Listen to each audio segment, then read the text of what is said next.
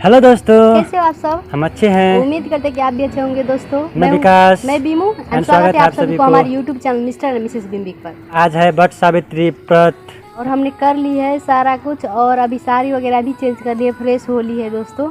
तो आप सभी में से एक बहुत सारा कमेंट ये आया हुआ था कि क्या होता है वट सावित्री और किसको पूजा किया जाता है और इसका कोई कहानी है तो हाँ। प्लीज़ शेयर कीजिएगा।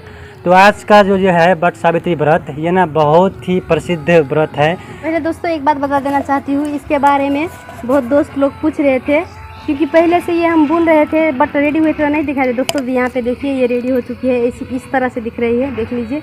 जो दोस्त नहीं दिख रहे इसी से हमने संगेरी को ढका हुआ था, है ना। हाँ। तो दोस्तों अभी आप जो कहानी सुनाओगी ना हाँ। तो मैं अपने इसे ढक लेता हूँ। नो सुनाइए ना। तो ओके दोस्तों, सबसे पहले मैं सॉरी कहना चाहती हूँ सभी से, अगर मुझे कथा कहने में कोई भी भूल हो जाए तो, कहानी कहने में कोई भी गलती हो जाए तो माफ़ कर दीजिएगा। और उस भगवान से भी क्षमा मांगते हैं, कहने में कुछ गलती हो जाए तो मैं माफ़ कर देना। और दोस्तों आप सभी से एक रिक्वेस्ट करते हैं, जब ये कथा कोई सुना रहा हो तो बीच में छोड़कर नहीं भागते हैं। हाँ। तो अगर आपको नहीं सुनने का इच्छा है तो अभी यहीं से बंद कर दीजिएगा और वापस चले जाइए, लेकिन अगर सुनने लगेंगे तो पूरा सुनिएगा। दोस्तों शुरू करते हैं। कहने और सुनने दोनों से पुण्य मिलता है दोस्तों, इसलिए पूरा कथा को सुनेगा। तो चलिए शुरू करते हैं।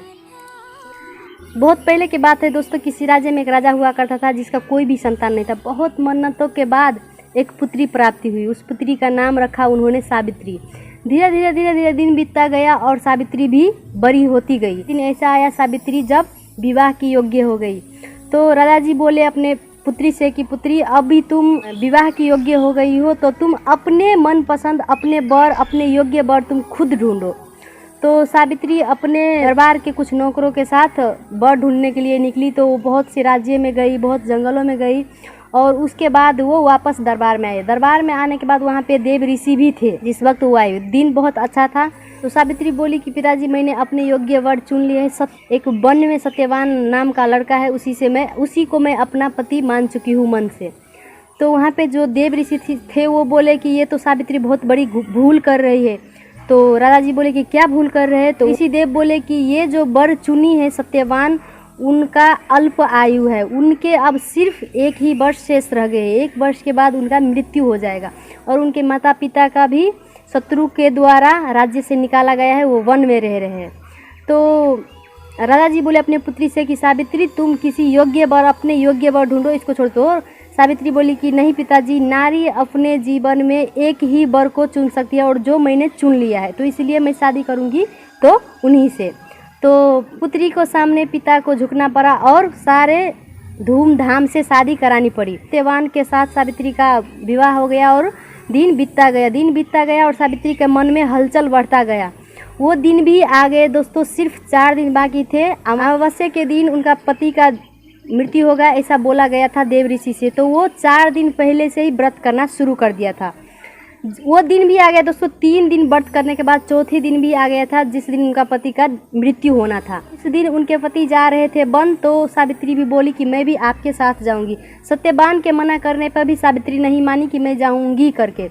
तो सास ससुर का आशीर्वाद लेके, ससुर का आज्ञा लेके अपने पति के साथ वो वन चली गई। वन में बैठी थी सावित्री और सत्यवान चढ़े वृक्ष पर लकड़ी काटने के लिए। अचानक से उनके सर में बहुत असहनीय दर्द होने लगा और वो वृक्ष से नीचे उतर गए। इसी वक्त सावित्री देखी कि दक्षिण ओर से यमराज आ रहे हैं और उनके पति का प्राण ले गए। तो सावित्री क्या की कि यमराज के पीछे पीछे चल दी। तो यमराज बहुत समझाने की कोशिश की कि तुम लौट जाओ, ऐसा नियम नहीं है, इंसान को अगर मौत आ जाए तो उनका फिर से प्राण दे दिया जाए। बट सावित्री नहीं मानी। सावित्री के ऐसा पति के प्रति प्रेम देख यमराज बोले कि तुम कोई भी वर मांगो। तो सावित्री बोली कि मेरे सास ससुर का नैन का ज्योति ने है, मुझे वो वापस कर दी। तो यमराज बोले तथास्तु। फिर यमराज जाने लगे, पीछे पीछे सावित्री जाने लगी। फिर यमराज बोले कि अब क्या चाहिए, एक बार तुम अपना पति का प्राण छोड़कर कोई भी वर मांग लो। तो सावित्री बोली कि मेरे सास ससुर का राज्य छिन गया उनके शत्रु द्वारा। जब उनके नैन चले गए तो उनके शत्रु द्वारा राज्य छिन गया तो मुझे वो वापस चाहिए। तो वो बोले तथास्तु, तुम्हारे सास ससुर को राज्य मिल जाएगा। तो फिर यमराज जाने लगे आगे के पीछे पीछे, सावित्री भी चले। तो यमराज बोले कि अब क्या चाहिए, एक बार और तुम मांग लो। तो सावित्री बोली मुझे 100 सत्यवान पुत्र चाहिए। यमराज बोल दिए तथास्तु। जब तथास्तु बोल दिए फिर यमराज चलने लगे, तो फिर सावित्री पीछे पीछे चलने लगी। तो यमराज बोले कि अब क्या हुआ, अब तो लौट जाओ देवी। तो सावित्री बोली कि महाराज यमराज देव, आपने मुझे अभी अभी वरदान दिया कि मुझे सत्यवान 100 पुत्र होंगे, तो जब सत्यवान ही नहीं रहेंगे तो मेरे पुत्र कहाँ से आएंगे। तो ऐसे बहुत सी बातें हुई और फिर यमराज प्रसन्न होकर उनके पति का प्राण लौटाना पड़ा। तो इस तरीके से सावित्री अपने पति का प्राण लौटाया। और जिस वृक्ष के नीचे उनका पति का शव था वो वृक्ष था बर का वृक्ष दोस्तों। तो उस दिन 4 दिन के बाद सावित्री अपने व्रत खोली थी। और ऐसा माना जाता है दोस्तों कि अमावस्या के दिन यदि स्त्री, विवाहित स्त्री यदि सावित्री के नाम से बर वृक्ष को यदि पूजा करता है, अगर पूजा करता है तो सिर्फ 1 दिन की पूजा से ही उनके पति को बहुत लंबी आयु होता है। और ये व्रत सिर्फ शादीशुदा लोगों ही कर पाती, शादीशुदा स्त्री ही कर पाती है। और आप लोगों को कैसा लगा ये कथा हमें कमेंट करके ज़रूर बताइएगा दोस्तों। एंड अगर कोई भूल हो गई हो तो प्लीज़ हमें माफ़ कर दीजिएगा। दोस्तों ये कथा तो बिमला ने सुना दिया आप सभी को, साथ में मैं भी नहीं सुना था, मैं भी अभी सुना उनके मुँह से। तो मैं इसमें एक चीज़ देख रहा हूँ कि देखिए ये तब का युग था, पता नहीं कितने वर्षों पुरानी बात है ना। तब भी ये चलन था कि राजा महाराजा जो थे वो भी अपनी पुत्री को अपने मन पसंद का वर चुनने का अधिकार देते थे। और चाहे वो जैसा भी, देखिए सावित्री जी ने वन का वनवासी के जिसके सास ससुर अंधे थे, पति का भी सिर्फ 1 ईयर शेष था आयु, उसके साथ वो उसको रोजी, उसको चुनी कि मैं उसी को पति मान चुकी हूँ। तो उसका उतने बड़ा राजा भी नहीं रोक पाया। तो अपने बेटी की खुशी के लिए उतने बड़े राजा ने क्या किए, उनका शादी उनके मन पसंद के वर से कर दिए। लेकिन अभी अगर हम देखें दोस्तों अपनी इस कलयुग में तो क्या हो रहा है, कोई लड़की अपने लड़के से प्यार करती है, प्रेम करती है और घर में सिर्फ बोल दे कि मैं, जब शादी की बात चलती है घर में, वैसे तो तभी बात निकलती है ये जब घर वाले अपनी बेटी की शादी करने लगती है, तब लड़की को अपना मुंह खोलना पड़ रहा है कि पापा जी, भैया जी, हम किसी लड़के से प्यार करते हैं, तब जाकर वो कहते हैं।